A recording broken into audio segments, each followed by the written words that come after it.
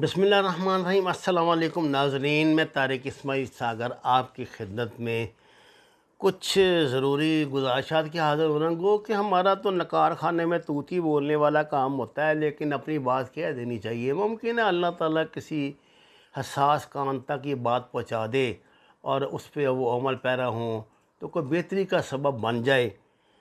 आपको इल्म है कि सुप्रीम कोर्ट में गर्मियों की 3 माह की छुट्टियों का नोटिफिकेशन जारी हो गया है।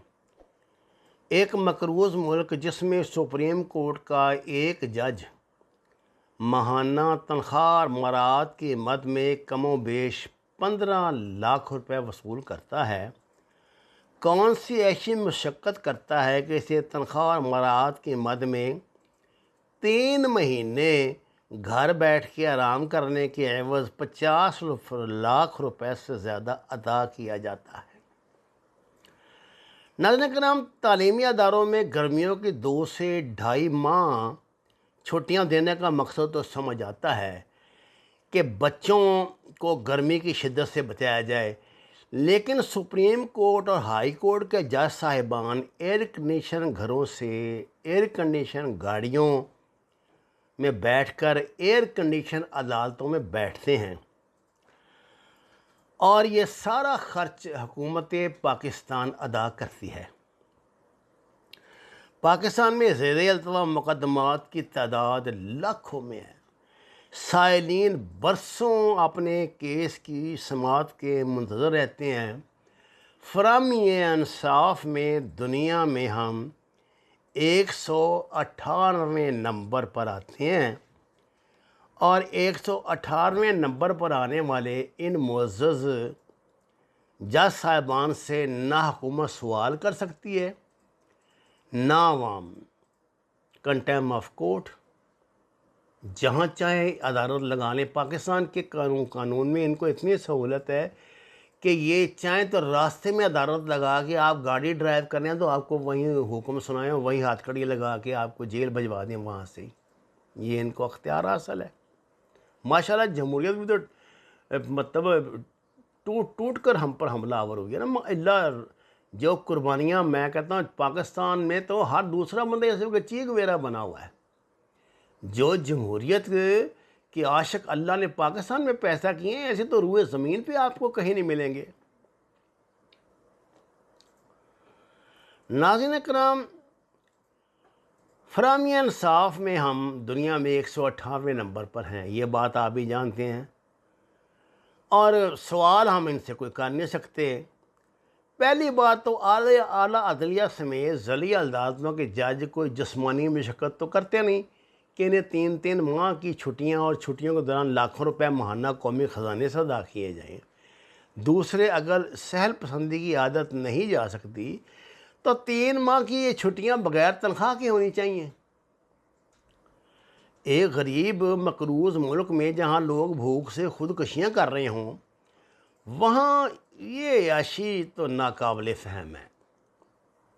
लेकिन अलमिया ये है कि जजेस या अदलिया के बारे जायज़ बात करें तो भी तौहीन अदालत का डर रहता है, जिसकी वजह से हुकूमतें खामोश तमाशाई बनी तमाशा देखती हैं। फिर पैसा कौन सा इनकी जेब से जाना है, खाल तो गरीब आदमी की उतरती है। रियास अब सूरत हाल ये है कि जो कैलकुलेशन की गई उसके मुताबिक ये साल में 215 दिन हमारी अदालतें बंद होती हैं और 150 दिन खुली होती हैं। तो अब इसमें आप देख लें जितनी तादाद है हमारे यहाँ केसों की, जो भरमार है, इसके बाद क्या गुंजाइश बाकी रह जाती है। नाज़रीन कराम, ये बड़ा आपको पता है अंग्रेज़ी की वो लेट जस्टिस डिनाई जस्टिस, इंसाफ की तख़ीर जो है वो नाइंसाफ़ी है, बिल्कुल नाइंसाफ़ी है। और दूसरी बात आप ये याद रखें, मौला अली ने जो बात की थी ना कि रियासत कुफर के साथ कायम रह सकती है, नाइंसाफ़ी के साथ नहीं रह सकती। अल्लाह ताला पाकिस्तान पर, पाकिस्तानी निज़ाम अदल पर रहम फरमाए। हमारे अक्सर फ़ैसले अब मतनाज़ा होने लगे हैं। आदमी पाकिस्तानी के लिए देखिए ना, इंसाफ हासिल करने की आखिरी उम्मीद क्या है, यहाँ की अदालतें हैं। और आप अखबारात पढ़ लें तो हर रोज़ अदालतों के रिमार्क ऐसे होते हैं जैसे कि एक लड़ाई है लगी हुई, ٹھنی ہوئی ہے ایک دوسرے کے ساتھ، خصوصاً بالخصوص نیب کے ساتھ۔ نیب کو یہ گلہ ہے کہ عدالتیں جو ہیں ان کو بے عزت کرتی ہیں، اور عدالتوں کا یہ کہنا ہے کہ نیب کوئی کام ہی نہیں کرتے، یہ سوائے بجٹ پہ بوجھ بننے کے، معاملات کو لمبا کرنے کے، اور کوئی کام نہیں کر رہے ہیں۔ ناظرین کرام، ان عدالتوں کے انصاف کا معیار تو آپ کو عالمی جو ریٹنگ ہے جو میں نے آپ کو بتایا، اس سے پتہ لگ ہی گیا ہوگا کہ ہم کہاں پہ کھڑے ہوئے ہیں۔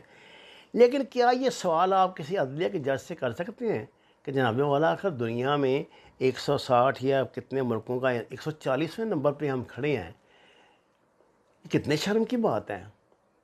ہم تو وہ ہیں کہ ابوبکر صدیق رضی اللہ عنہ نے جب زمام اقتدار سنبھالا ہے تو آپ نے سب سے پہلا کیا فکر رکھا؟ اس نے کہا خدا کی قسم اگر میں ظالم کو اس کا اور مظلوم کو اس کا حق نہ دلا سکوں، انصاف نہ دلا سکوں، تو مجھے یہ بالکل حق حاصل نہیں کہ میں آپ پہ حکومت کروں۔ اور آپ نے دیکھا ان کے انصاف کی کیسی مثالیں تھیں۔ پکڑ لیا وہاں پہ کسی نے عمر فاروق کو، بتاؤ کیسے کرتا پہن لیا تم نے، جانتے ہیں نا آپ، یہ وہ عمر فاروق ہے کہ جب گلیوں سے گزرتا تھا نا، مکے کی گلیوں سے تو مدینہ کی گلیوں سے، تو حدیث ہے نبی صلی اللہ علیہ وسلم فرماتے ہیں کہ شیطان بھاگ جایا کرتا تھا اس کو دیکھ کے۔ یہ وہ عمر فاروق ہے، اور اس عمر فاروق کو ایک بدو کیا پوچھ رہا ہے کہ یہ آپ نے بھائی جان یہ کہاں سے پہن لیا ہے سوٹ بنا کے؟ ایک چادر میں تو ایک قمیض نہیں بنتی۔ انصاف دینا پڑانا، بتانا پڑانا، جواب دہ ہونا پڑانا۔ خدا کو حاضر ناظر جان کے دل پہ ہاتھ رکھ کے بتائیے، کیا آپ پاکستان کے کسی جج سے یہ سوال کر سکتے ہیں کہ جناب آپ کے ذرائع آمدن سے آپ کے اخراجات زیادہ ہیں؟ یہ ابھی ایک سے کیا تھا نا، اس بندے نے پاکستان کے پورے نظام کو ہلا کے رکھ دیا۔ کرائسس پیدا ہو گیا تھا پاکستان میں کرائسس پیدا ہو گیا تھا، اور یہ بڑی عقل مندی کی ان جج صاحبان نے جنہوں نے اس کنڈکٹ کو قائم رکھنے کے لیے، سسٹم کو بچانے کے لیے ان کی ہر بات کو مان لیا۔ جو قاضی فائز عیسیٰ صاحب نے کہا انہوں نے اس کو سچ تسلیم کر لیا۔ اب مجھے بتائیں کہ لیکن تنقید ابھی تک جاری ہے۔ دیکھیں نا، سوسائٹی کی آپ لوگوں کی زبان تو نہیں نہ پکڑ سکتے، وہ تو آپ سے پوچھیں گے نا بھائی، جب آپ باتیں حضرت عمر فاروق کی سناتے ہیں تو آپ سے پوچھیں گے نا جناب کہ آپ کے پاس یہ اربوں کی جائیداد جو ہے، یہ جو ہے لندن میں کہاں سے آئی، اور آپ اس بات کا برا مناتے ہیں۔ اس کیس کی سیدھی بات یہ تھی کہ جج کو نیب نے پوچھا کہ جناب آپ کے پاس یہ جو فلاں جائیداد ہے یہ کیسے آئی؟ اب جج اس بات کا جواب نہیں دے رہا وہاں پہ کہ کیسے آئی یا نہیں آئی، چوری سے آئی یا کسی اور طریقے سے آئی یا ایمانداری سے آئی ہے۔ وہ کہہ رہا ہے کہ تمہیں یہ رائٹ کس نے دیا کہ تم ایک جج سے یہ سوال کرو؟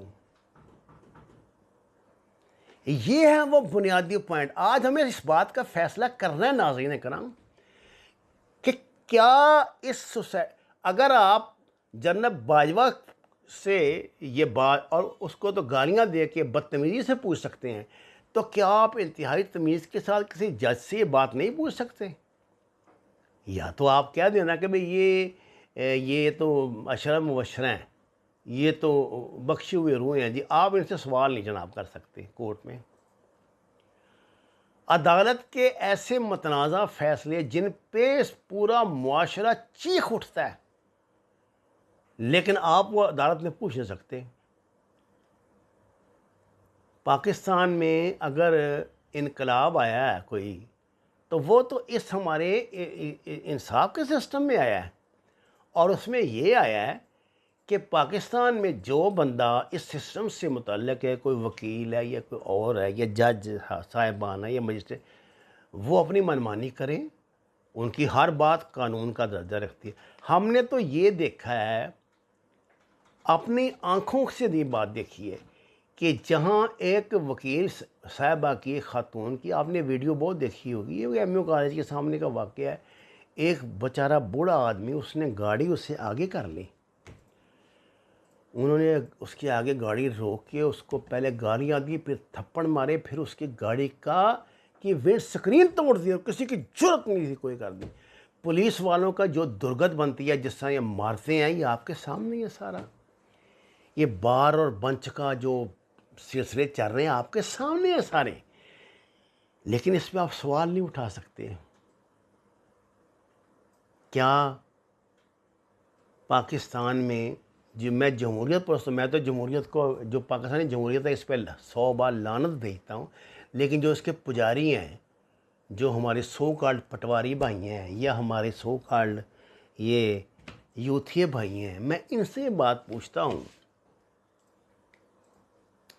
کہ کیا آپ کبھی عام آدمی کو یہ حق دیں گے کہ وہ سوال کر سکے انصاف پہ؟ میرا خیال نہیں. ہمارے البلاغ المبین. ناظرین کرام، درخواست ہے قرآن و نماز کو ترجمے کے ساتھ جانیے. ہمارے چینل کو سبسکرائب کریں، لائکس دیں، سچ کے سفر میں ہمارا ساتھ دیں. آپ کا شکریہ.